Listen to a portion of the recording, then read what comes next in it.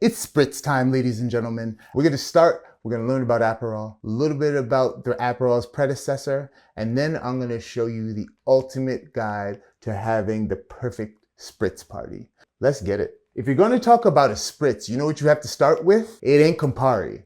The original Spritz was two things: white wine, seltzer water. It was very popular in the 60s in America. But I found out something.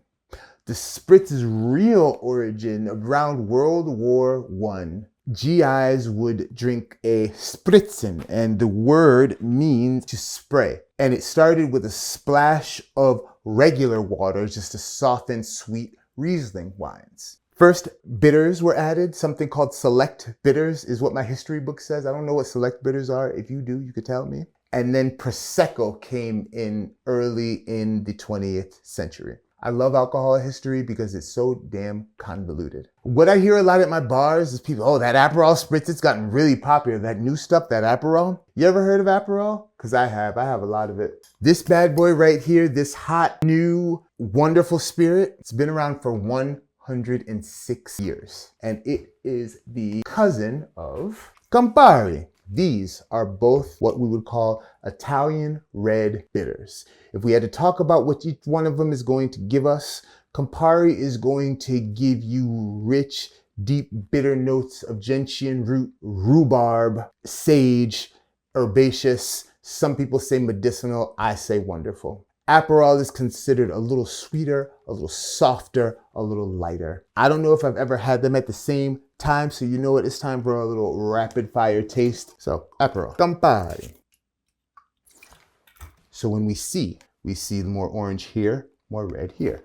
When we smell,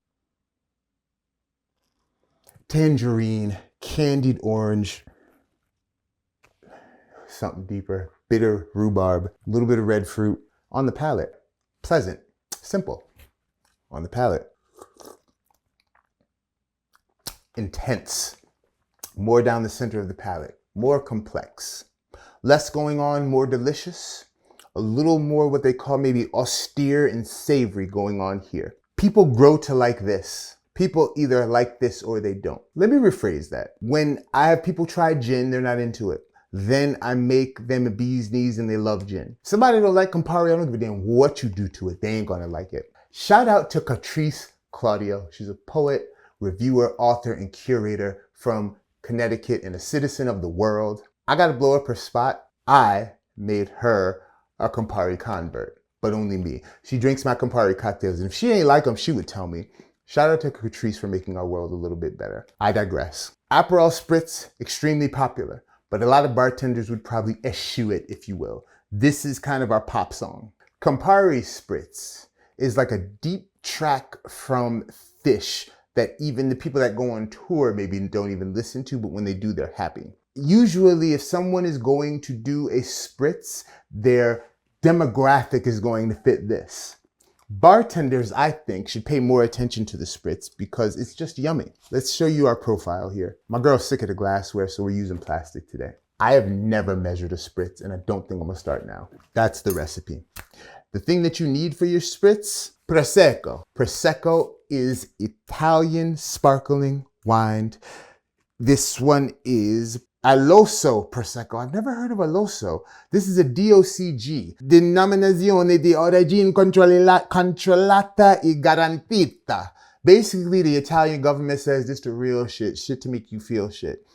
I want to go to Europe because the government makes sure the cheese and the wine is not fugazi. And I love that. But this is a nice, light, sparkling wine loved the world over. And I'm going to open it. And if you've never opened sparkling wine, you're going to learn right now, and you're always going to do it this way. Hand on the bottom, hand on the top, thumb engaged. Find the tail, pull outwards, clockwise to 9 o'clock. Twist the bottle, clockwise to 12 o'clock. Capsule off, thumb does not leave. This is the cage. Grab the tail of the cage.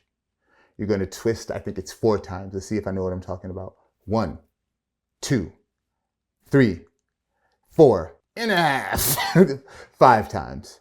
Then you're gonna wiggle. Guess what does not move? You don't never move this thumb from right here. Grab the bottle. Keep pressure here. Hold. You wanna grab the cork. Then you're going to twist the bottle clockwise, twist the cork counterclockwise as you pull slowly, slowly. And then here's what you want to hear. Watch this. Oh yeah. You want to hear a hiss, not a pop. If you haven't won the World Series, do not spray champagne everywhere. That's the rule. Here's what you want to do. Some Aperol or Campari, depending on what you're rocking with. More Prosecco.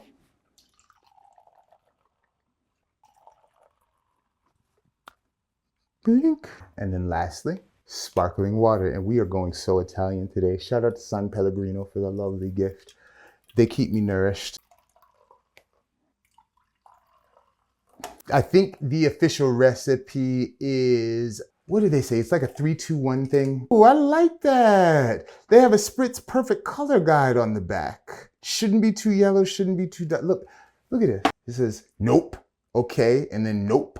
I'm not even gonna look. I know mine looks perfect, okay? I love that they don't have the measurements. Just make it look the way it's gotta look. That is beautiful. So boom, let's go. Add your lovely ice cubes. And then this is now where you can get cute. Usually an orange slice is the garnish, but we are going to be creative and erudite. You can literally put anything you want. And I suggest just being different. As many fruits as you can, just add them. They're all gonna work well. That was great. That was great. That was lovely. My oranges are slippery. That's beautiful. That's the cool thing about these drinks. So very different. Tastes like suburbia. This, I mean, please try one of these. Love me some Aperol, but me and Campari is bae. Thank you, Campari. Cheers. Anyway, the most popular, the deep track. Nice, light, hints of sweetness. A little more dry, a little more savory, a little more austere. Both are going to be awesome before, during, after a meal. But now, in the last couple of years, I think the Spritz is like, think of something from back in the day that every year it took on a new version. You remember how like a new shot would kind of hit the marketplace? This cocktail was invented in 2005. The Hugo Spritz is one that you need to put into your repertoire, and it has an awesome ingredient, elderflower liqueur. When you hear elderflower liqueur, you usually think of St Germain. I like when my drinks can follow kind of a profile of a country, and Fiorente is an amazing elderflower liqueur. I love St Germain. This one I think makes a nicer Hugo Spritz. And our Hugo Spritz, simple, easy, pow. I love this Spritz because what seems like the garnish is actually the most important ingredient. You want to have a piece of lemon right at the bottom, pow. Then you want some mint. Throw those mint leaves there in the bottom. 4 mint leaves will go nicely at the bottom in there. Then I usually do about an ounce and a half elderflower. This one's to taste. The elderflower is going to be less bitter and more sweet, so you're going to need to be a little more careful measurement-wise. But after that, you can just do what you got to do. Il Prosecco. The Prosecco and the bubbles make the lemon and the mint dance. I've muddled before. Not great. You don't want to muddle this. It just kind of adds a little too much of that plant business. Finish off.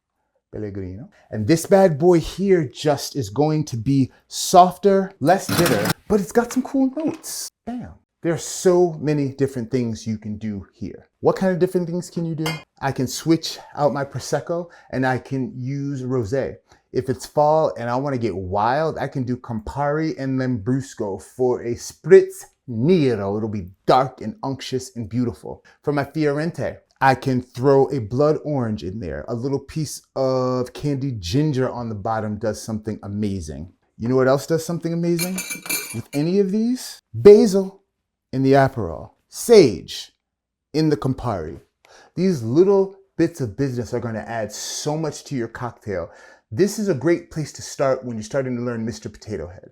Mr. Potato Head is the way that you keep the soul of the cocktail the same, but you add things, tweak things, you turn them around, you keep the soul of your cocktail there, but you make cool changes. Spritzes are so easy to make on one end, and there's so much fun complexity that can be had on another end. Next time we do this, I'm gonna show you something dope. Because of Sue's Spritz, we'll get into this another day. Aperol doesn't suck. Aperol is wonderful. Campari isn't gross. Campari is wonderful. When it comes to the politics of flavor, the people who love this judge these people. I challenge you that when somebody comes in and wants a sweet Aperol Spritz, you welcome them. Offer them a little basil, a little berry, maybe even a little floater of Campari. The person that comes in wanting a Negroni in the summer or an IPA, hey, have you ever tried a Campari Spritz? Yeah, you've had an Americano, that ain't what I'm talking about. Have yourself a Campari Spritz. This right here, the Hugo, if you work in suburban America, it's just gonna make you feel cool. If you're gonna have an end of the summer party, you're gonna be lit. There is nobody who likes anything that does not like this. Bartenders used to call elderflower liqueur ketchup. Why? Because we put that thing on everything. All three of these are so wonderful. We're gonna have a sip of this and we're going to prioritize refreshment at all times. Strength on all of these. 20% ABV, wow. 11% ABV, wow. 24% ABV, all different. Now, what do you think would happen if we started mixing these? Maybe we'll do that next time. I want you to enjoy your cocktails. Think of a cocktail that everyone likes, like a pop song. It may not be the deepest thing, but anything that has the consensus of a lot of people is worth our time and worth our intention. It's really easy to make a spritz. It's really easy to make it your own.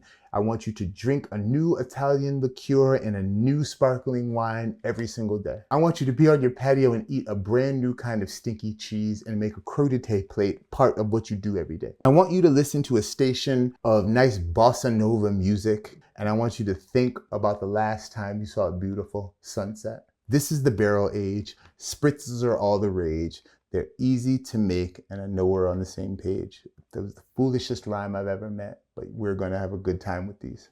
Cheers.